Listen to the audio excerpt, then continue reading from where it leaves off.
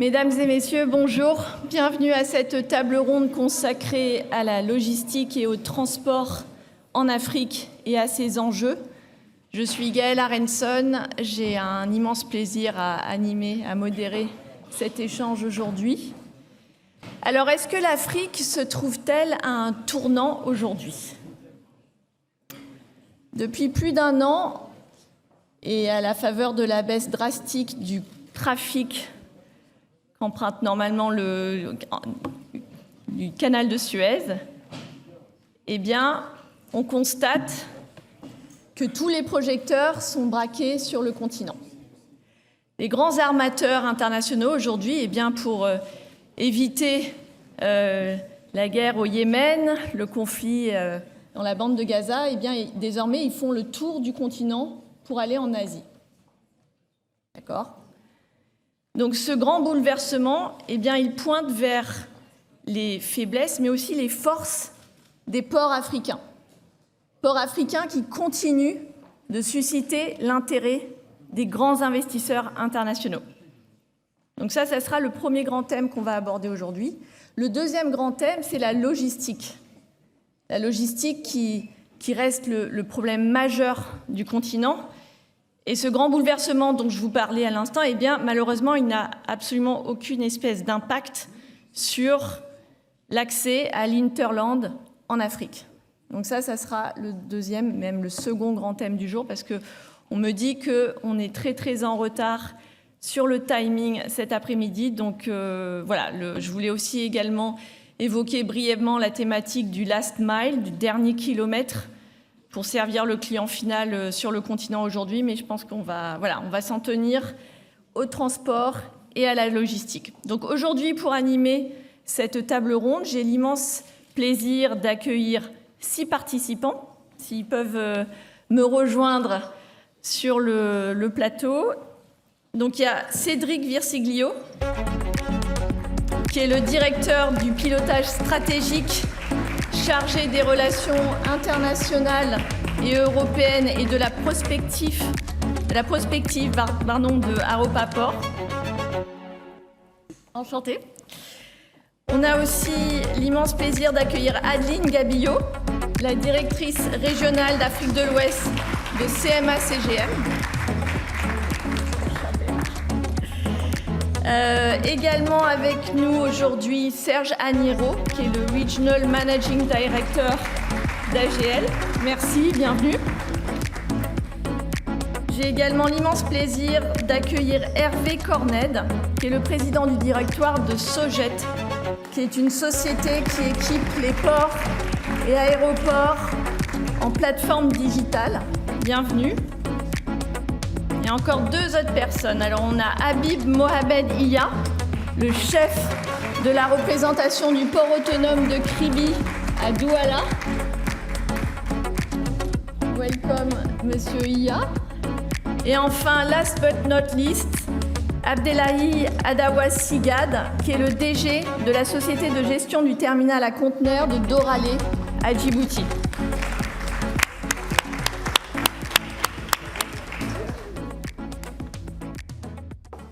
Alors, je vais mettre mon chronomètre.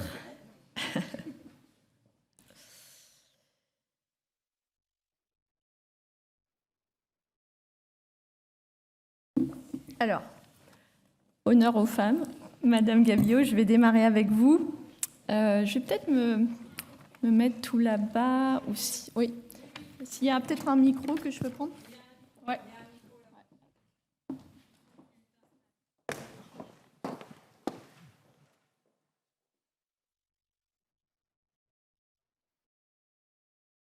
Madame Gabillo. Alors, l'engouement donc se poursuit pour les terminaux à conteneurs en Afrique. On voit maintenant l'intérêt de groupes indiens, de groupes émiratis, qui, du coup, on se dit, va encore finalement améliorer l'offre de ces terminaux, mais peut-être au risque d'une surcapacité à venir. Voilà, je vous lance là-dessus. Bonjour, merci Gaëlle. Alors, on avait parlé de deux types de terminaux, le vrac et le container. Je vais rester sur le container parce que c'est donc le cœur de métier de CMA-CGM. Juste pour rappeler la présence mondiale de CMA et en Afrique, donc on est sur 160 pays dans le monde et en Afrique, nous avons presque 3500 collaborateurs répartis sur 55 pays. Je pense qu'il faut, c'est une question, cet engouement pour les terminaux, je pense qu'il faut aussi la mettre en perspective avec la croissance.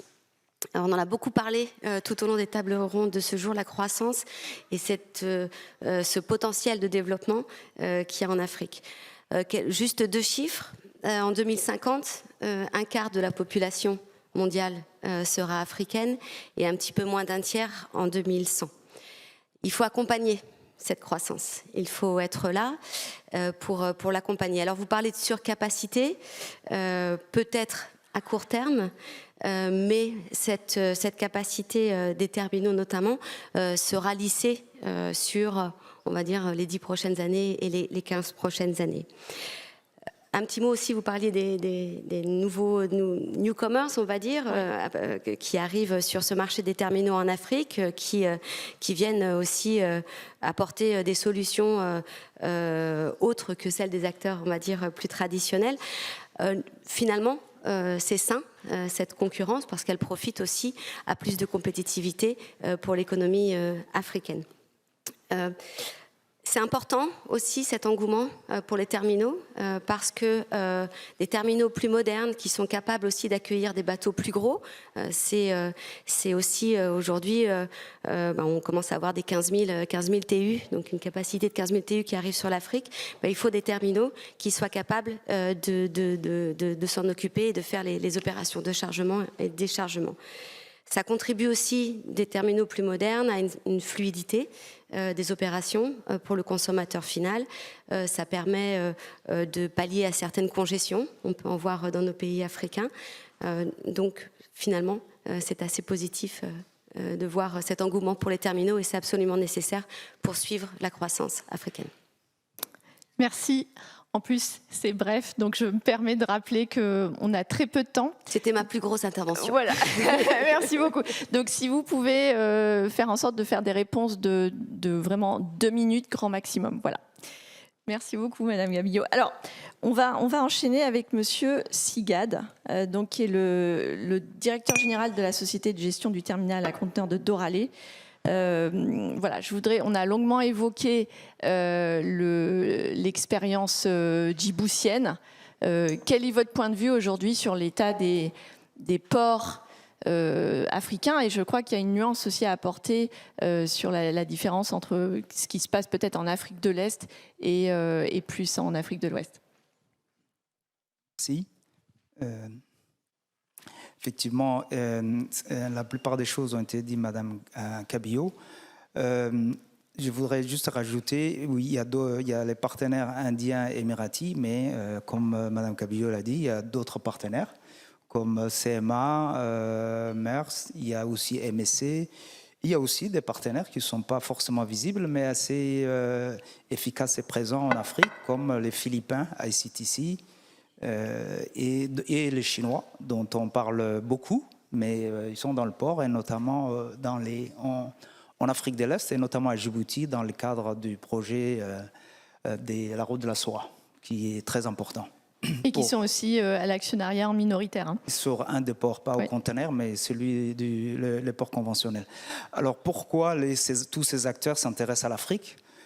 C'est tout simplement, c'est une population en forte croissance et c'est des pays en croissance économique, donc avec, bien que comment dire, au niveau de la richesse par tête soit toujours assez faible, par tête ça augmente, mais également en masse la richesse augmente, donc c'est ce qui attire. Et de deux, c'est quand même, si on regarde sur une carte, et les marins le connaissent bien, le continent africain est au milieu de la chaîne de logistique des deux principaux acteurs de la logistique actuelle, à savoir les pays, les zones de production, qui est l'Asie, et les zones de consommation, qui est entre l'Europe, l'Amérique du Nord, et puis la Méditerranée et le Moyen-Orient. Donc l'Afrique est vraiment bien située. La partie Est, elle est bien située pour ce qui concerne le Moyen-Orient et la Méditerranée, et l'Afrique de l'Ouest est bien située en ce qui concerne l'Amérique du Sud, du Nord-Est et de l'Union européenne. Donc c'est assez évident qu'ils s'intéressent à l'Afrique. Maintenant, pourquoi il y avait également le sujet de pourquoi la surcapacité. Là également, ça dépend d'abord des zones. Alors, en ce qui concerne l'Afrique de l'Est, il n'y a pas de surcapacité, il y a même une sous-capacité assez criarde. L'Afrique de l'Est est la région qui compte le plus de pays enclavés et le plus des pays enclavés en termes de population et de très loin.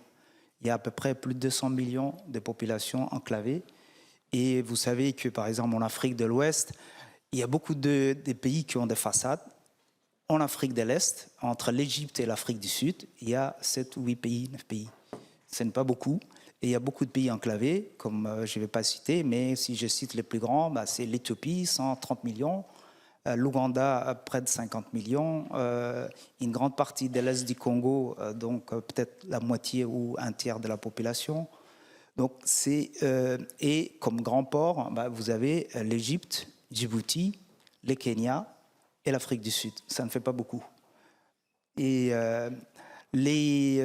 en ce qui concerne pourquoi les partenaires s'intéressent plus aux conteneurs, c'est une question de profitabilité. C'est beaucoup plus rentable, c'est plus facile, ça a plus de potentiel en termes de croissance économique et c'est beaucoup plus facile à gérer et ça a un potentiel économique à la fois en local, parce que ça permet d'atteindre non seulement la partie locale et hinterland des consommateurs, mais également l'international à travers le transbordement. Alors que les terminaux conventionnels sont beaucoup plus compliqués et surtout, ils sont uniquement destinés au marché local et éventuellement au marché de l'interland quand c'est possible. Absolument, et ça c'est une problématique sur laquelle on reviendra un petit peu plus tard, notamment à la faveur de l'exemple de Kribi qui est un petit peu particulier. Monsieur Agnero, est-ce que vous voulez enchaîner sur l'expérience d'AGL ? Merci bien Gaël. AGL, Africa Global Logistics, c'est aujourd'hui l'opérateur de référence en Afrique. Nous avons 23 000 collaborateurs, 47 pays et 120 filiales. Nous intervenons un peu sur toute la chaîne de valeur logistique, des terminaux portuaires, des ports secs, de la logistique, des concessions ferroviaires et même fluviales. L'Afrique pour nous est un continent important et comme vous le savez, nous sommes une filiale de MSC, le premier armateur mondial. Et donc il y a une cohérence un peu avec ce que mes deux devanciers ont indiqué. L'Afrique, c'est le continent de demain. Il y a besoin de développer l'industrie, le commerce et donc la nécessité d'avoir de la logistique qui va venir s'adosser avec les façades maritimes que nous avons et les terminaux qui seront développés. Donc, nous jouons une part très importante dans cette chaîne de valeur-là. Et le challenge principal pour nous, c'est de faire en sorte chaque fois d'adapter les besoins, autant que faire se peut de manière proactive, avec ce qui est nécessaire du point de vue de l'optimisation logistique, des coûts également, et puis de la technologie. Tout à l'heure, Madame Cabillo parlait des containers, effectivement, et des porte-containers. Effectivement, aujourd'hui, de plus en plus, les armateurs ont tendance à avoir de très gros navires. C'est ce qui est optimal du point de vue de la transition énergétique, mais également du point de vue économique. Et ce faisant, il y a nécessité d'avoir des terminaux qui puissent accueillir ces gros navires. Donc, c'est quelque chose de très important. Et AGL a un intérêt fort pour la façade orientale africaine. Il est très implanté, je dirais, sur la façade occidentale, mais on n'est pas non plus dans une problématique de surcapacité, brièvement. Non, je dirais que traditionnellement et historiquement, AGL s'est implanté d'abord sur la façade occidentale, mais effectivement, nous avons un ancrage fort sur l'Afrique. Et aujourd'hui, nous explorons un peu toutes les opportunités qui pourraient voir le jour. Donc, on a eu récemment des implantations fortes en descendant vers l'Afrique du Sud, mais également sur la façade orientale de l'Afrique. Et en général, avec une logique de voir comment la connectivité terrestre peut se mettre en place derrière et améliorer tout ce qui est multinodal. Oui, et on va en parler absolument. Monsieur Iya, comment ça se passe à Kribi? Kribi, c'était une expérience, une trajectoire assez originale, puisque justement, il y a eu une mise en concession d'un terminal polyvalent, ce qui n'est pas forcément la tendance. Vous pouvez nous en dire plus? Merci pour la question. Merci à Business France pour l'invitation. On est très honorés d'être là. Très rapidement, Kribi, c'est un nouveau port en eau profonde qui est basé au centre du Cameroun, donc qui ouvre, on va dire, l'Afrique centrale, une population de 60 millions d'habitants, Tchad, RCA, nord du Congo, Cameroun, au marché international. Donc c'est la promesse d'un passage rapide, fluide, avec les meilleures pratiques, grâce au soutien de nos partenaires qui sont autour de la table, CMA, CGM, AGL, et aussi la mise en place d'une zone industrielle, une zone économique spéciale, puisqu'on l'a dit, c'est l'une des problématiques et l'un des enjeux, l'industrialisation de l'Afrique, donc on est aligné sur ça. Pour revenir sur cette tendance, effectivement, Kribi étant le nouveau-né des ports, 6 ans d'expérience, c'est un peu comme un laboratoire, un réceptacle d'expérimentation. Donc nous avons lancé en même temps 2 appels d'offres, donc un sur le terminal à conteneurs et un sur le terminal polyvalent. Donc au final, le ticket d'entrée sur le terminal à conteneurs était 4 fois celui du ticket d'entrée sur le polyvalent. Le payback est beaucoup plus long sur le polyvalent. Les revenus aujourd'hui, c'est 1/5 pour le polyvalent. Et les taux d'occupation après 4-5 ans, c'est pratiquement 95% pour le TAC et 80% pour le TP. Qu'est-ce que ça veut dire? Ça veut dire en fait qu'il y a l'enjeu de la profitabilité et de la rentabilité qui fait en sorte que les opérateurs sont plus intéressés par le conteneur. Il faut également noter qu'on assiste généralement à ce qu'on appelle cette centralisation.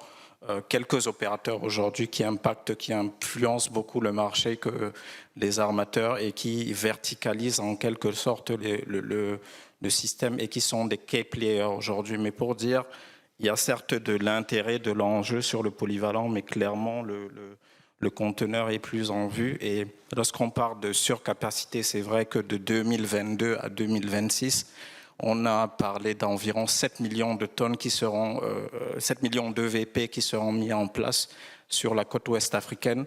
Ça ne permettra pas de combler le gap lorsqu'on voit le ratio conteneur-habitant. Il faut savoir qu'en Afrique, il est de 5. En Europe, il est de 100 et en Asie, il est de 200. Donc, il y a encore de la marge. Et je peux vous dire, pour l'avoir vécu, il vaut mieux être, pour une économie, il faut mieux être en surcapacité qu'en congestion. Parce que la congestion que nous avons connue à Douala a vraiment impacté le marché. Ok, super, merci. On reviendra d'ailleurs un petit peu plus tard sur la tendance aujourd'hui des grands opérateurs mondiaux, justement d'intégrer la chaîne de métier. Et comment ça impacte finalement aussi les autorités portuaires locales. Alors, Monsieur Versiglio, justement, vous travaillez avec les autorités portuaires dans de nombreux pays africains. Vous mettez en place des partenariats. Est-ce que vous pouvez nous en dire un petit peu plus de votre expérience des ports du continent ? Oui, absolument. Nous avons plusieurs partenariats en Afrique, très anciens, que ce soit du côté du port du Havre ou du côté de Rouen, et maintenant plus globalement au niveau de Haropa Port. Avec le port de Kribi, nous avons d'ailleurs signé un partenariat il y a 1 an à Abu Dhabi pour travailler justement sur les capacités, le développement de nouveaux flux et les connexions interland. Et ce qu'on constate, c'est qu'on n'est plus dans la période où les ports africains ont besoin véritablement de conseils sur l'infrastructure. En termes d'infrastructures portuaires, ils sont au même niveau et certains même au-dessus des standards européens ou internationaux. Donc là, on voit que ça fonctionne très bien. Le sujet qui arrive, c'est le digital, mais Hervé Cornet en parlera mieux que moi tout à l'heure, donc je lui laisserai la parole. Et la partie verdissement. Verdissement qui est un défi énorme, parce qu'on l'a assez évoqué tout au long de la journée. Il y a des problématiques de réseau, de puissance électrique, de capacité, mais en même temps, c'est un formidable défi, parce qu'on sait que certains pays africains vont avoir des potentiels de production d'énergie décarbonée énormes, mais qui ne se trouvent pas forcément à côté des ports. Donc ça veut dire de nouveaux types d'infrastructures pour exporter ces molécules vers l'Europe et construire de nouveaux partenariats en ce sens. Moi, je crois beaucoup à la coopération sur ces sujets-là, parce qu'en tant que port, de toute façon, on n'est pas concurrents parce qu'on ne voit rien. On offre de la connectivité grâce aux compagnies maritimes, grâce aux entreprises qui font la logistique. Donc c'est vraiment comment on va travailler ensemble pour être plus fort et avancer plus vite sur le digital et la décarbonation. Il y a la problématique aussi ville-port que vous pourriez évoquer très très brièvement. Oui, absolument. L'avantage, c'est qu'en Europe, on a déjà fait pas mal d'erreurs. Donc, on va essayer d'éviter les erreurs aux autres. C'est comment on construit un port sur des zones densément peuplées pour éviter des problèmes de cas d'usage, des territoires partagés. Donc, ça passe par énormément de concertation qu'on a peut-être un peu négligé à l'époque, mais qui nous rattrape aujourd'hui à une vitesse extraordinaire. Aujourd'hui, il n'y a pas un seul projet portuaire, au moins en France, qui n'est pas contesté, qui soit en lien avec la décarbonation, avec l'industrie ou la logistique. Donc on passe sur énormément d'explications et de pédagogie sur ce que fait un port, sur la partie bruit, pollution, accessibilité. Et souvent, les ports étaient construits autour des centres-villes. Donc si on n'a pas eu un plan de développement urbain adapté, très très vite, on peut avoir les meilleures infrastructures de déchargement du côté du port et traiter des navires de 15 000 EVP ou plus. Si après, on n'arrive pas à écouler la marchandise dans l'hinterland, que ce soit par la route ou par des modes massifiés comme la barge ou le train, finalement, ça va être très compliqué et ça va créer de la nuisance. Donc ça, c'est véritablement un thème clé pour travailler sur l'efficacité des ports demain. Merci. Alors, Monsieur Cornet, les schémas directeurs des ports et oui, parlez-nous de votre expérience, par exemple, sur Abidjan. Je crois que vous êtes en train de livrer une 4e version aujourd'hui sur quelque chose, une collaboration que vous aviez démarrée déjà en 2012. Merci Gaëlle. Oui, donc Sojet est une PME de la tech qui fabrique des plateformes digitales qu'on peut appeler Port Operating System, Port Community System, guichet unique du commerce extérieur. La première plateforme qui a été développée en Afrique, c'était en 2012, sur le Bénin avec Sojet. Et donc, notre job, c'est d'accélérer les flux, de faire communiquer les différents systèmes, aussi bien de l'administration, que ce soit les douanes, l'ensemble des secteurs, et évidemment le secteur privé, puisque tous les acteurs sont nos clients. Donc aujourd'hui, c'est un enjeu énorme, parce que plus les navires sont gros, plus les terminaux sont saturés, plus il faut accélérer les flux. Donc voilà, nos deux dernières réalisations, il y en a une qui est assez énorme, c'est le guichet du commerce extérieur en RDC, qui a un continent, tous les ports, les aéroports, les points frontières, les connexions avec 17 banques pour améliorer l'ensemble des process. Et puis on délivre actuellement la nouvelle plateforme operating du port d'Abidjan qui fait suite à un partenariat qu'on a depuis 2012 avec le port autonome d'Abidjan et puis d'autres ports autonomes bien sûr dans le monde. Notre savoir-faire, nous, c'est le transfert de technologie, la formation des équipes sur place, puisqu'aujourd'hui, si nos plateformes tiennent 10-12 ans, c'est qu'il y a une forte résilience liée à la formation et au transfert de technologie. Donc aujourd'hui, c'est les équipes, on a formé plus de 8000 personnes en RDC, on a des équipes composées de 100 personnes qui font tourner les plateformes. Donc voilà, ça c'est notre modèle économique. Et l'objectif, c'est, souvent on aborde les infrastructures, il faut faire des infrastructures, c'est évident, mais en même temps, aujourd'hui, la connectivité liée aux évolutions du digital nous permet d'accélérer énormément les flux, puisque le drame, c'est les silos numériques. Nous, il faut qu'on fasse travailler tout le monde, la douane, tous les services de l'État, dans la plupart des pays, et puis l'ensemble des entreprises privées. Donc on va s'adapter à leurs besoins pour accélérer les flux, y compris les connexions avec des pays de l'Hinterland. Il n'y a pas de blocage à partir du moment où on arrive à faire travailler l'ensemble des administrations et l'ensemble des acteurs ensemble. Donc nous, notre rôle principal, c'est de coller de la tech sur des process métiers pour les améliorer. Donc c'est bien les infrastructures dernier cri, mais si on n'a pas la mise en musique, ça ne fonctionne pas. Alors, maintenant, je voudrais aborder le grand thème de cette table ronde, c'est vraiment l'accès à l'hinterland africain, qui reste le gros défi aujourd'hui du continent. Donc, il y a effectivement des zones et des hubs logistiques qui sont déployés de plus en plus, mais finalement, peu de corridors sont développés. Donc la priorité, elle reste au développement du multimodal. C'est-à-dire qu'aujourd'hui, on a un accent en Afrique qui est essentiellement mis, très majoritairement mis sur la route, et il convient de développer le rail et le transport fluvial. Donc ça, c'est le deuxième grand thème de notre table ronde. Monsieur Iya, est-ce que vous pouvez nous parler de ce qui se passe à Kribi? Donc Kribi, vous nous l'avez dit, c'est des infrastructures nouvelles qui ont été mises en place. C'est un projet qui a à peine 6 ans. Comment ça suit en arrière du port? Merci pour la question. Effectivement, Kribi rencontre, comme tous les ports en Afrique, le défi de cette mise en relation, cette connectivité. Il faut noter, dans les chiffres, on estime un besoin de 1000 milliards pour l'Afrique pour mettre en place des réseaux de connectivité, mailler l'Afrique, l'arrière-pays, et innerver l'Afrique. Donc, à notre niveau, à Kribi, aujourd'hui, on a un accès par une route principale. Malgré les contraintes qui pèsent sur nous, on arrive à faire un minimum de trafic. Mais le gros du trafic chez nous provient un pipeline qui part du Tchad et qui aboutit directement à Kribi. Il faut dire que grâce à cette plateforme qui nous permet de massifier le trafic, nous arrivons à faire pratiquement 6 millions de tonnes, soit 70%, 60 à 70% de notre trafic qui impacte grandement le produit intérieur brut du Tchad. Donc c'est l'une des retombées que je vous explique. Donc en termes de projet, nous pensons pouvoir mettre en place une connexion entre Kribi et le réseau routier national, réseau ferroviaire, excusez-moi, national, mais ça nous demande un investissement d'environ 1 milliard de dollars. Donc l'État a lancé les projets, les recherches. Nous avons pensé également à travailler à une solution de cabotage, mais ça demande d'augmenter des coûts, de détricoter le feedering qui est fait, et au final, ce seraient les opérateurs qui seront impactés. Donc je vais dire que Kribi est dans une phase de recherche, d'optimisation.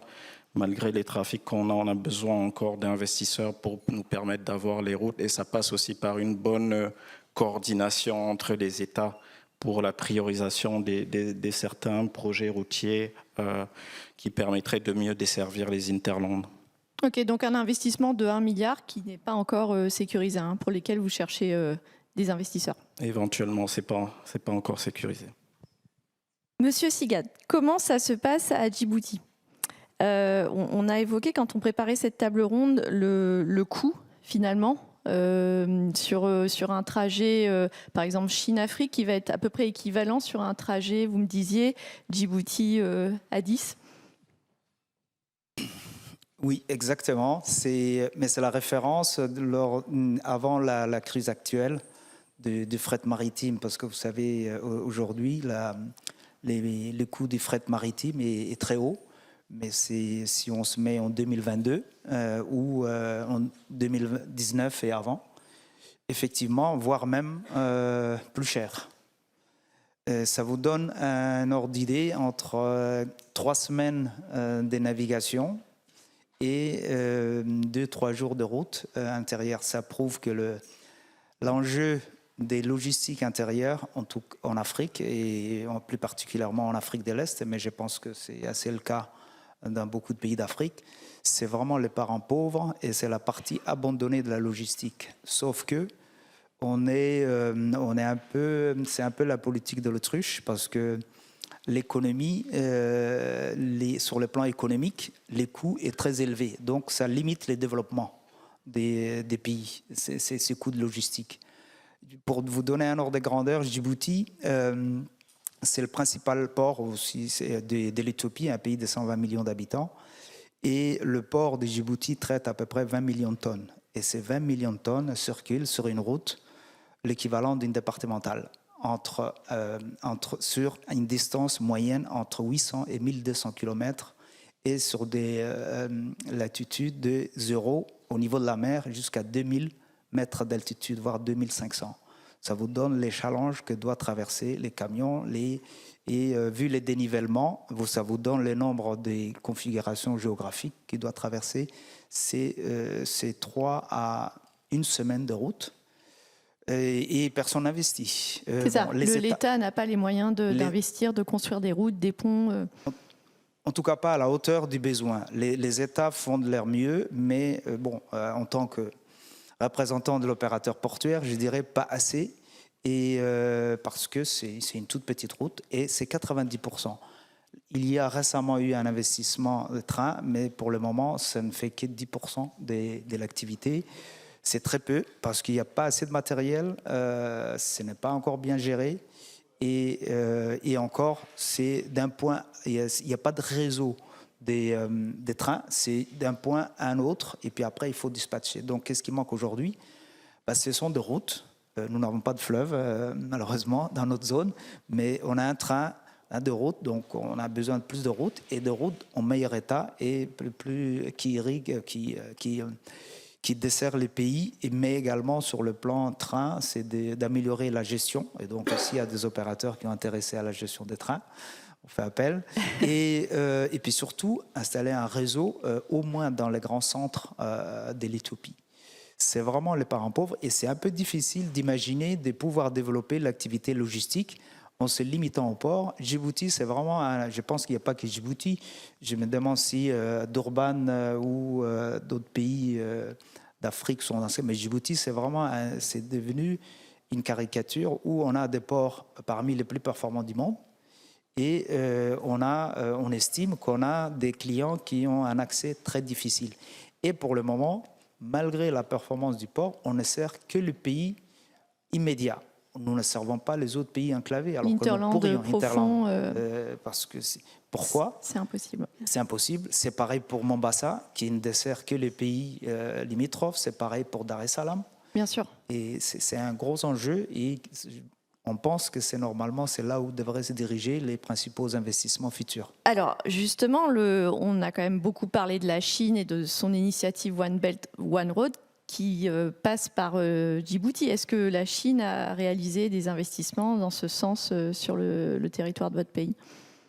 Oui, et malheureusement, ils sont le seul, je dois dire. Ils ont investi dans le train, c'est eux qui ont construit la route du train. Ils ont investi dans un complexe de free zone qui est un des plus grands, sinon le deuxième plus grand après Tanger-Med. Mais ils investissent aussi dans des dry ports, mais ce qu'on a besoin, c'est aussi d'autres partenaires, parce que la Chine, vu la taille des économies du pays, et puis surtout, la plupart des pays commencent à dire il ne faudrait pas qu'on mette tous nos œufs dans le même panier, et donc commencent à limiter les investissements chinois, mais ils attendent avec impatience qu'il y ait d'autres partenaires qui se présentent. Alors, Monsieur Aniro, un partenariat entre AGL et la République populaire de Chine.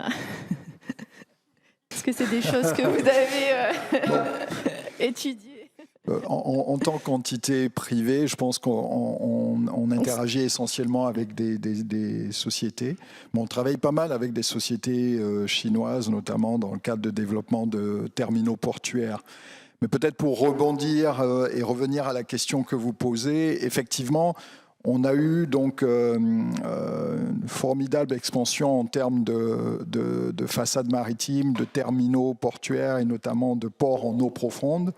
Et je dirais qu'aujourd'hui, et l'un des intervenants le précisait tout à l'heure, on est quasiment au même niveau que les meilleurs de la classe en termes de technologie sur les terminaux portuaires. Le gros challenge aujourd'hui, c'est vraiment la connectivité vers les villes et surtout vers l'Interland. Et là, je dirais que c'est simple, on ne va pas réinventer la roue. On sait très bien qu'il faut avoir un plan logistique qui est bâti autour de plateformes multinodales et qui utilise tous les vecteurs. Donc une combinaison intelligente entre la route, mais surtout des moyens où on peut massifier davantage et qui également, lorsqu'on parle de transition énergétique, sont beaucoup plus efficaces. C'est le rail et tout ce qui tourne autour du fluvial. Et dans ce domaine-là, je dirais que nous avons un gros retard. Il y a vraiment nécessité de trouver des mécanismes de financement, parce que ce sont des financements, notamment lorsqu'on parle du rail, qui sont des financements très très importants, qui ne peuvent pas s'appuyer uniquement sur le secteur privé. Je pense qu'on gagnerait à trouver, à rationaliser les initiatives, parce que nous, ce qu'on voit, c'est qu'il y a énormément d'investissements quelquefois dans la route, dans le renouvellement de ces routes-là, dans des segments qui ne sont pas nécessairement des segments optimisés, et qu'il y aurait une meilleure cohérence à faire converger un certain nombre de ces investissements vers un mix rail-route qui soit optimal, aussi bien pour des pays que pour des connexions interrégionales. On le voit par exemple récemment, le Cameroun a pu obtenir un financement de l'Union européenne, de la Banque mondiale, de la Banque africaine de développement et de l'AFD pour réhabiliter son tronçon ferroviaire. Et grâce à ça, ça démultiplie les possibilités de transport. Donc l'impact socio-économique, il est patent, il est visible. Et donc il faut vraiment davantage miser sur ce type d'infrastructure pour permettre de décongestionner d'une part les terminaux portuaires, mais également faire en sorte que la vie économique dans tous ces pays-là puisse être au maximum. Est-ce que vous pensez que la mise en place de la ZLECAf pourrait accélérer, améliorer les choses ? Je dirais que c'est l'œuf et la poule. Hein. La ZLECAf, sans moyens logistiques, on aura donc des contraintes importantes. Il faut avoir quelque chose qui soit pensé de manière harmonieuse. De plus en plus peut-être réfléchir régionalisation pour optimiser les coûts, cohérence également dans ces stratégies de développement. Mais clairement, avec ce que la ZLECAf va permettre, avec l'industrialisation de l'Afrique, si on n'a pas un plan Marshall pour vraiment développer du multinodal et notamment tout ce qui est réseau ferroviaire, je pense qu'on aura des problèmes pour capter ce potentiel africain que nous recherchons tous. Donc davantage sensibiliser les grands bailleurs de fonds internationaux sur ces problématiques. Les États et les grands bailleurs de fonds, ouais. Oui.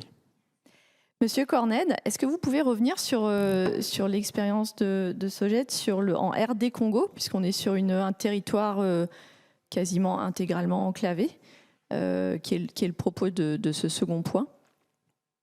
Oui, il faut des investissements dans le ferroviaire, dans le fluvial, mais en complément, il faut vraiment des connexions digitales. On l'a vu sur le sud de la RDC, sur les camions, où on arrive à faire passer sur Kasumbalesa, Lubumbashi, Kolwezi en très peu de temps, avec une dématérialisation des process totales.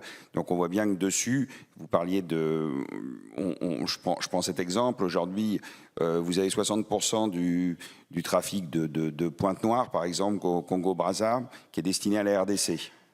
Mais il n'y a pas de connexion digitale avec la plus grande plateforme digitale. Donc ça veut dire que globalement, les clients en RDC, ils ont une fluidité. Alors il faut du ferroviaire, du fluvial, évidemment, mais il n'y a pas cette fluidité, cette connectivité entre les systèmes. Alors qu'il y a une des plateformes à côté les plus performantes. Donc gros souci de dématérialisation des documents, des process. Vous parliez des permis miniers, je me souviens. Tous ces nous, on dématérialise tout. Alors en RDC, on a dématérialisé plus de 100 permis, hein, donc c'est quelque chose d'énorme. Mais avec les autres connexions, quand vous parlez entre deux pays, il faut aussi qu'il y ait des interfaces, des interconnexions entre les systèmes douaniers, comme vous pouvez avoir en Europe, parce que si on veut accélérer les flux, je vais prendre un exemple, il faut qu'aujourd'hui, un transporteur malien qui veut travailler sur Abidjan ou sur Dakar, il ait un rendez-vous routier, il ne perd pas 6 heures, il ne se connecte pas pour tout boucher, il ait ses bonnes déclarations en douane, il faut qu'il y ait de l'anticipation. Aujourd'hui, avec nos algos d'IA, on arrive à prévoir l'arrivée, le départ, les systèmes. Donc globalement, il y a tout ça qu'il faut améliorer entre les États si on veut que l'ensemble des territoires enclavés bénéficient aussi de la performance portuaire, parce que tous les acteurs privés ont beaucoup investi. Aujourd'hui, c'est très performant. Et il faut connecter tout ça. C'est vrai, le vrai enjeu de ça, et éviter les silos numériques, parce que pour améliorer, il faut faire travailler les gens ensemble. Donc les silos numériques, c'est un peu comme les points de blocage. Si les gens ne veulent pas travailler ensemble pour améliorer la productivité, c'est très difficile de développer des systèmes performants. Et il n'y a pas de limite technologique. Souvent, quand on parle de technologie, je devrais vous parler d'IAD, blockchain, API, tout ça en maîtrise, il n'y a pas de souci. Voilà, globalement, aujourd'hui, c'est comment on améliore les process métiers en apportant de la technologie et en interfaçant les systèmes pour éviter les silos numériques. Donc on voit que dans certains pays, on y arrive. Je prends l'exemple, par exemple, de l'Axe Seine, où aujourd'hui c'est une plateforme unique, il y a 10 000 connexions par jour, que vous passiez par Paris, Rouen, Le Havre, par des entrepôts à Marne-la-Vallée, c'est la même solution. Donc il n'y a aucune raison qu'on ne puisse pas faire, mais il faut une volonté politique forte. Et puis il faut qu'aussi les bailleurs de fonds, c'est un message, les investissements digitaux ne sont pas énormes. Donc il faut qu'ils intègrent ces investissements dans les investissements en infrastructure dès le départ. Ça, c'est essentiel. Parce que c'est comme ça aussi qu'on améliore la rentabilité de ces projets d'investissement et qu'on améliore aussi le fonctionnement de ces investissements. Que ce soit sur les ports, les aéroports, on arrive aujourd'hui à faire quand même des systèmes ultra performants. Alors, prochain gros challenge pour la RD Congo, c'est peut-être la connexion en cours au corridor de Lobito qui est en train d'être déployé. Il y a à la fois côté angolais et côté RD Congo. Et justement, moi, ce que j'entends, c'est qu'il y a des lobbies, voilà, tous les gens qui opèrent l'axe routier, qui n'ont pas peut-être forcément intérêt à ce que ce corridor se mette en place côté rail. Mais je vous vois sourciller, c'est peut-être au-delà de vos envies de commentaires. Mais bon, en tout cas, à suivre, la RD Congo. Nous, on met de la transparence dans les systèmes. Hein. Donc voilà, pour fluidifier, accélérer les systèmes, accélérer les paiements, parce qu'il y a des très petites entreprises qui peuvent avoir besoin de leur paiement immédiatement. Donc voilà, tout est possible et vous améliorez énormément, y compris faciliter la vie des investisseurs, parce que les investisseurs regardent de plus en plus, avant d'investir dans un pays, comment ça fonctionne. Donc si vous les sécurisez parce que vous avez un système fiable, des plateformes digitales fiables, vous renforcez aussi les investissements. Bien sûr. On a dans d'autres zones du monde des gouvernements en fait, qui nous disent bien sûr vous améliorez tout, mais surtout ce que vous avez amélioré, c'est la confiance des investisseurs.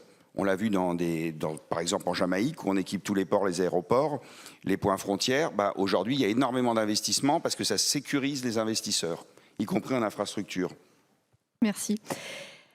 Madame Gabillot, alors justement, on parlait ensemble il y a quelques jours de la maîtrise de la chaîne de transport, les sous-traitants de trucks africains. Chez CMA, vous investissez dans CEVA, qui justement travaille à intégrer, en tout cas servir le client sur toute la chaîne. Oui, tout à fait. Bon, ça fait déjà quelques années que CEVA a rejoint le groupe CMA-CGM. Oui, l'idée, on parlait de end-to-end lors de notre discussion, et l'idée qui est une idée partagée par beaucoup d'opérateurs, c'est oui, de sécuriser cette chaîne d'approvisionnement. Là, on parle des terminaux et de l'efficacité des terminaux. Je pense qu'il faut assurer aussi une cohérence et de la chaîne d'approvisionnement entre le terminal, un hub logistique et la livraison jusqu'au client final. Donc oui, via notre filiale CEVA en Afrique également, enfin partout dans le monde, mais notamment en Afrique, l'idée c'est d'accompagner ce développement. Ça reste pour les hubs logistiques, c'est quelque chose qu'on peut maîtriser plus facilement. Sur la partie intermodale, je vais rejoindre ce que disent mes collègues et les intervenants. Chez CMA, dans le groupe CMA, on a une volonté de développer le secteur rail et fluvial. À l'échelle du groupe au niveau mondial, 70% de notre intermodal est fait sur ces flux massifiés du rail et du fluvial. En Afrique, c'est un petit peu plus compliqué. Par manque d'infrastructures, on va faire de la barge au Nigeria, par exemple, on va faire du train au Burkina, on va faire du train au Cameroun, on va faire du train aussi en Afrique de l'Est et en Afrique du Sud. Mais ce n'est pas suffisant. Je pense qu'on est tous d'accord sur l'aspect qu'il faut développer ces infrastructures. Et puis, je rejoins aussi mes collègues sur la partie régulation douanière entre les États. Il faut une réelle volonté des États pour que ça fonctionne. Une fois que le cadre sera bien fixé, je pense que tous les opérateurs qui travaillent aujourd'hui sur l'Afrique sont structurés et sont prêts pour offrir des prestations, et seront prêts et investiront pour offrir des prestations end-to-end aux clients sur le continent. Merci. Monsieur Versiglio.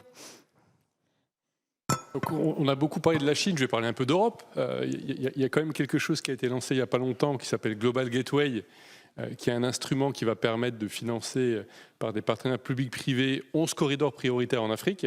Alors c'est le début, parce que ça c'est bien connu, hein, l'Union européenne c'est plus la réaction que l'action. Alors, on espère que ça change, mais néanmoins ça a le mérite d'exister. Puis il y a des acteurs qui ont témoigné aujourd'hui, l'AFD, Expertise France, qui sont très investis dans ces corridors. Et donc ça va permettre d'injecter de l'argent venu du privé, des bailleurs de fonds publics, des États, pour créer ces maillons et permettre, je dirais, une infrastructure de transport multimodal. Mais une fois qu'on l'a, l'expérience montre qu'il ne suffit pas d'avoir l'infrastructure. Hein. Moi, je peux parler de l'axe Seine. On a le fleuve qui nous relie naturellement du Havre en passant par Rouen au premier bassin de consommation français, deuxième européen. Pour notre part modale, ça reste 85% de camions. Hein. Alors que sur une barge entre le Havre et Paris, on met 250 conteneurs. Hein. Donc 250 camions en moins. Le train, c'est pareil. En Europe, on met 40 conteneurs sur un train. Donc ça montre le potentiel qu'on peut développer. Mais après, il y a l'équation économique qui fait que de temps en temps, pour quelques euros, le camion va avoir la priorité parce que c'est aussi plus flexible, plus souple. Donc l'infrastructure, c'est une chose, c'est la base, il la faut. Et après, il faut travailler sur la mise en place de mécanismes spécifiques qui vont donner, au moins au départ, des incentives pour développer le transport multimodal et la massification des flux. Merci. Alors, il nous reste moins de 3 minutes. Et avant de conclure, est-ce que l'un d'entre vous veut très brièvement intervenir sur le last mile, le dernier kilomètre, sachant qu'en Afrique, parfois, le dernier kilomètre, c'est le dernier 100 km ou voire 1000 km. Est-ce que quelqu'un veut... Monsieur Agnero, vous voulez prendre la parole? Ouais. Oui, je dirais que, juste peut-être pour rebondir sur deux choses que Madame Cabillaud et Monsieur Cornet ont indiqué et qui pour moi rentrent dans ce cadre du last mile. Aujourd'hui, on a une formidable opportunité en Afrique avec la digitalisation. On a Internet mobile partout, dans les coins les plus reculés. On a une jeunesse qui est avide de nouvelles technologies et donc on a une formidable opportunité d'utiliser des outils digitaux pour travailler sur cette notion de last mile. Et il faut également être très imaginatif et innovant. Et de nouveau, on a cette jeunesse, on a toute une palanquée de start-up dans ce domaine-là. Et nous, c'est des gens avec qui on travaille. On a mis en place récemment un incubateur pour accompagner le mouvement, parce qu'on pense qu'effectivement, avec l'urbanisation qui se développe, il y a besoin de repenser également les modèles. Le camion, c'est jusqu'à l'entrée de la ville, et puis après, d'autres types de moyens plus souples, plus flexibles, plus éco-responsables, qui iront vers ce last mile, en utilisant, pourquoi pas, l'intelligence artificielle, parce qu'on sait que dans telle zone de la ville, c'est plutôt des upper class, etc., etc. C'est quelque chose de fondamental. On a tout ce qu'il faut, et je pense que de ce côté-là, on est quand même très avancé. Il y a peut-être besoin également de travailler tout ce qui est réglementation autour, puisqu'on le voit avec le e-commerce, ce n'est pas encore totalement clair, et donc il y a besoin d'arrimer tout cela également au niveau des réglementations locales. Mais c'est quelque chose qui avance, c'est un phénomène de fond, on y est, il faut juste voir comment on fait pour ne pas rater le train, quoi. Voilà. Et d'ailleurs, à ce propos, on évoquait comme quoi vous aviez commencé à travailler avec PAPS notamment, qui met justement en place des petites plateformes pour joindre le dernier client. Eh bien voilà, écoutez, moi, voilà, ce que je retiens de notre conversation aujourd'hui, c'est vraiment notre deuxième thème qui reste central, c'est comment unlock, comment débloquer cet hinterland africain. Comment déjà faire un gros exercice de communication finalement auprès des bailleurs pour qu'ils comprennent que ça peut pas être ça peut pas revenir que à la charge des pays finalement, des administrations publiques, que de payer ces infrastructures. Voilà, il y a les ports, c'est bien, mais il faut maintenant s'atteler au reste. Merci beaucoup, merci d'applaudir chaleureusement mes intervenants, merci.